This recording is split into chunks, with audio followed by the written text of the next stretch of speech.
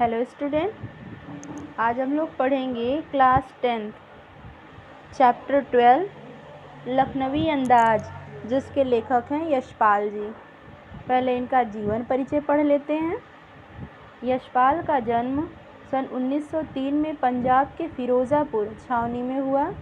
प्रारंभिक शिक्षा कांगड़ा में ग्रहण करने के बाद लाहौर के नेशनल कॉलेज से इन्होंने बीए किया। वहाँ उनका परिचय भगत सिंह और सुखदेव से हुआ। स्वाधीनता संग्राम की क्रांतिकारी धारा से जुड़ाव के कारण वे जेल भी गए। उनकी मृत्यु सन 1976 में हुई। यशपाल की रचना में आम आदमी के सरोकारों की उपस्थिति है। वे यथार्थवादी शैली के विशिष्ट रचनाकार हैं। विशिष्ट यानी विशेष। सामाजिक विषमता, राजनैतिक पाखंड और रूढ़ियों के खिलाफ उनकी रचनाएं प्रमुख हैं।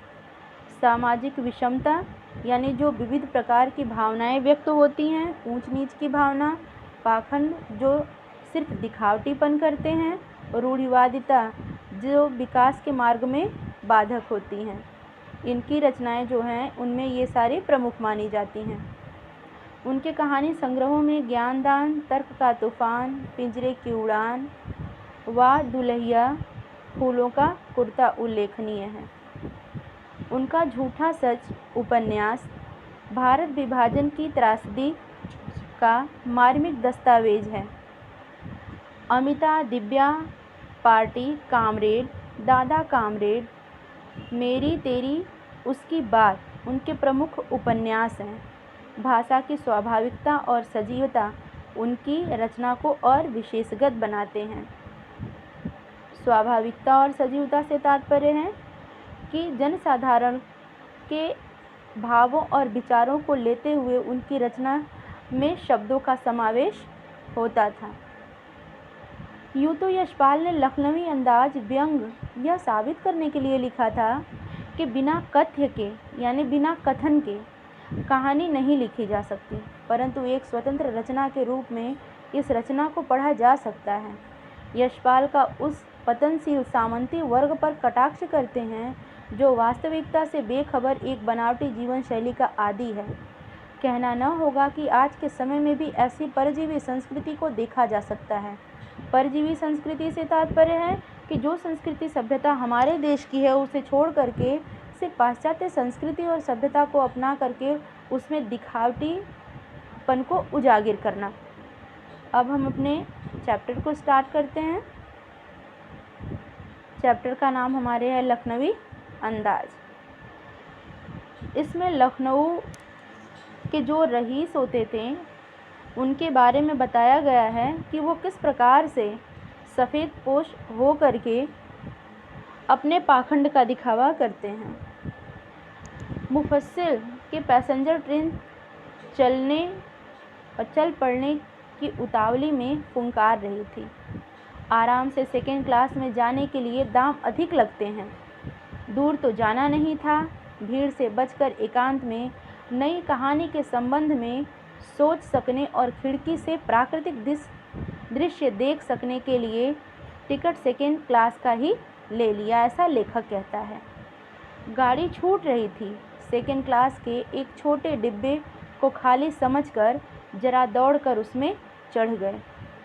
अनुमान के प्रतिकूल डिब्बा निर्जन नहीं था। निर्जन अर्थात जिसमें कोई भी न हो, बिल्कुल वीरान, जिसमें कोई जन न हो, उसे निर्जन कहते हैं।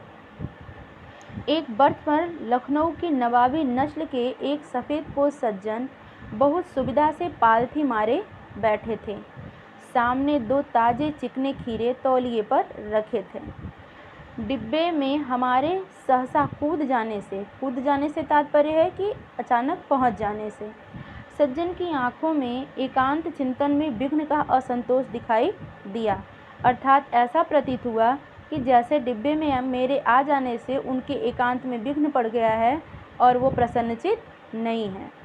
सोचा हो सकता है यह भी कहानी के लिए सूझ की चिंता में हो या खीरे जैसी अपदार्थ वस्तु का शौक रखते देखे जाने के संकोच में हो। अब लेखक यहाँ पर सोचने लगा कि हो सकता है कि यहाँ पर बैठे हुए जो महानुभाव हैं वो किसी कहानी को लिखने के चिंतन में हो या अपदार्थ। अपदार्थ का तात्पर्य है कि जिसका कोई वजूद न हो, अपने सामने रखे, देख लिया मैंने इसलिए वो संकोचवश अपनी आंखें चुरा रहे हों। खाली बैठे कल्पना करते रहने की पुरानी आदत है। नवाब साहब की असुविधा और संकोच के कारण का अनुमान करने लगे। संभव है नवाब साहब ने बिल्कुल अकेले यात्रा कर सकने के अनुमान में किफ़ायत के विचार से सेकेंड क्लास का टिकट लिया हो और अब गवारा न हो कि शहर का कोई सफ़ेदपोश उन्हें मझले दर्जे में सफ़र करता देखे। अब आ गई बात यहाँ दिखावटीपन की। सुविधाएं भी पूरी हों और हमें कोई देखे भी ना, यानी वर्चस्व भी बना रहे और हमारा दिखावटी खोखला संस्कृति को भी उजागर करता रहे। अकेले सफ़र करने का वक्त काटने के लिए ही खीरे खरीदे होंगे। अब लेखक सोच रहा है कि जो सफ़ेदपोश आदमी इस डिब्बे में सफ़र कर रहा है, हो सकता है कि अकेले सफ़र करने के लिए इन्होंने खीरा खरीदा हो। अब किसी सफ़ेदपोश के सामने खीरा खाए कैसे?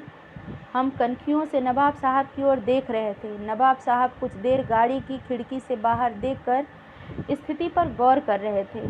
ओह! नवाब साहब ने सहसा हमें संबोधन किया। आदाब अर्ज़ जनाब।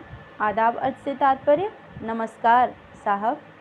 खीरे का शौक़ फरमाएंगे, यानी कि खीरा आप भी लेंगे? नवाब साहब का सहसा भाव परिवर्तन अच्छा नहीं लगा। भांप लिया।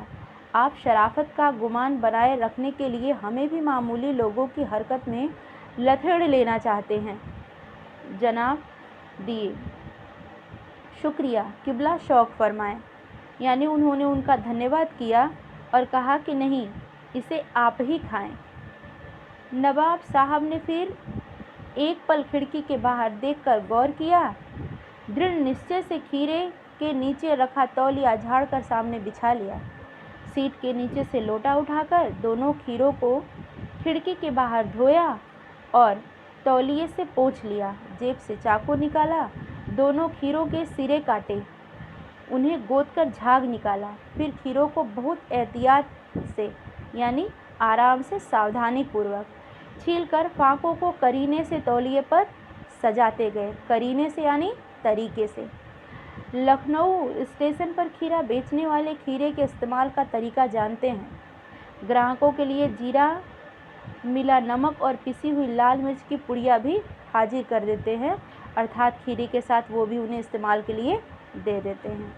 नवाब साहब ने बहुत करीने से खीरों की फांकों पर जीरा मिला नमक और लाल मिर्च की सुर्खी बुरक दी, अर्थात छिड़क दी। उनकी प्रत्येक भावभंगिमा और जबड़ों के स्फुरण से स्पष्ट था कि उस प्रक्रिया में उनका मुख खीरे के रसास्वादन की कल्पना से प्लावित हो रहा था। यानी अब यहाँ पर लेखक नवाब साहब को कहते हैं कि जिस प्रकार से वो खीरे को सजा रहे थे, उस पर नमक लगा रहे थे, उनका मुख देख करके ऐसा प्रतीत हो रहा था जैसे वो खीरे का स्वाद ले रहे हों, अर्थात खीरे को देख करके उनके मुंह में पानी भर जा रहा था। हम कनखियों से देखकर सोच रहे थे, मियाँ रईस बनते हैं, लेकिन लोगों की नज़रों से बच सकने का ख्याल में अपनी असलियत पर उतर आए हैं। नवाब साहब ने फिर एक बार हमारी ओर देखा। वल्लाह, शौक़ कीजिए, लखनऊ का बालन खीरा है। नवाब साहब ने फिर हमारी तरफ खीरा बढ़ाना चाहा। हमें पूछा। नमक मिर्च छिड़क दिए जाने से ताज़े खीरे की पनियाती फांकें देखकर मुँह में जरूर पानी जरूर आ रहा था। यानी अब लेखक भी यहाँ कह रहा है कि नमक मिर्च लग जाने से खीरे से पानी निकलने लगा है। वो देख करके मेरे मुंह में भी पानी आने लगा था, लेकिन इनकार कर चुके थे। आत्मसम्मान निभाना ही उचित समझा। यानी एक बार मना कर दिए थे तो दोबारा खीरे को कैसे खा लेते। ऐसा प्रतीत हो रहा था जैसे मेरे सम्मान को चोट लगेगी। उत्तर दिया, शुक्रिया, इस वक्त तलब महसूस नहीं हो रही। तलब का अर्थात मतलब है कि इस समय ज़रूरत नहीं महसूस हो रही है। मेधा भी ज़रा कमज़ोर है, यानी पेट। किबला शौक़ फरमाएं, अर्थात आप ही खाएं। नवाब साहब ने सतृष्ण आँखों से नमक मिर्च से संयोग से चमकती खीरे की फाँकों की ओर देखा। खिड़की के बाहर देखकर दीर्घ निश्वास लिया। अब नवाब साहब ने संतोष भरी आँखों से, और ऐसा संतोष जिसमें तृष्णा भी छुपी हुई हो, जिसमें प्यास भी छिपा हुआ हो, नमक मिर्च लगे फाँकों को बहुत ध्यान से देखा और लंबी सांस ली। खीरे की एक फाँक उठाकर होठों तक ले लिया, फाँकों को सूंघ लिया, स्वाद के आनंद में पलकें मूंद ली। अब उन्हें देखकर वहाँ ऐसा प्रतीत होने लगा था जैसे उन्होंने खीरा खा लिया हो और उसका रसास्वादन वह अपने भीतर महसूस कर रहे हों, परंतु ऐसा हुआ नहीं था। उन्होंने सिर्फ उस खीरे की फाँकों को अपने मुंह तक लगाया था। मुंह में भर आए पानी का घूंट गले से उतर गया। तब नवाब साहब ने फाँक को खिड़की से बाहर छोड़ दिया। नवाब साहब खीरे की फाँकों को नाक के पास ले जाकर वासना से रसास्वादन कर खिड़की के बाहर फेंकते गए। अर्थात उन्होंने सिर्फ कल्पना मात्र से ही इस पूरे खीरे को खा लिया और उसकी फाँकों को खिड़की के बाहर फेंक दिया। नवाब साहब ने खीरे की सब फाँकों को खिड़की के बाहर फेंककर तौलिए से हाथ होठ पोंछ लिए और गर्व से गुलाबी आंखों से हमारी ओर देख लिया, मानो कह रहे हों, यह है खानदानी रईसों का तरीका। परंतु मेरे समझ में ये नहीं आया कि ये कौन सा तरीका है। सामने रखी हुए वस्तु को न खाए और उसका रसास्वादन करके इस दिखावटीपन से अच्छा है कि अपने उदर की पूर्ति ही कर ले। नवाब साहब खीरे की तो तैयारी और इस्तेमाल से थक कर लेट गए। हमें तस्लीम में सिर खम कर लेना पड़ा, यानी उनकी इज्जत में अपने सिर को झुकाना पड़ा। यह है ख़ानदानी तहजीब, नफासत और नज़ाकत। हम गौर कर रहे थे। खीरा इस्तेमाल करने के इस तरीके को खीरे की सुगंध और स्वाद की कल्पना से संतुष्ट होने का सूक्ष्म, नफीस या एब्स्ट्रैक्ट तरीका ज़रूर कहा जा सकता है, परंतु क्या ऐसे तरीके से उदर की तृप्ति भी हो सकती है? अर्थात क्या दिखावटी मात्र से ही व्यक्ति के समस्त कार्यों की सिद्धि हो सकती है? अगर ये है तो हर व्यक्ति ही ऐसा ही करना चाहेगा। नवाब साहब की ओर से भरे पेट के ऊंचे डकार का शब्द सुनाई दिया और नवाब साहब ने हमारी ओर देखकर कह दिया, खीरा लजीज होता है, लेकिन होता है शकील, नामुराद मैदे पर बोझ डाल देता है। ज्ञान चक्षु खुल गए।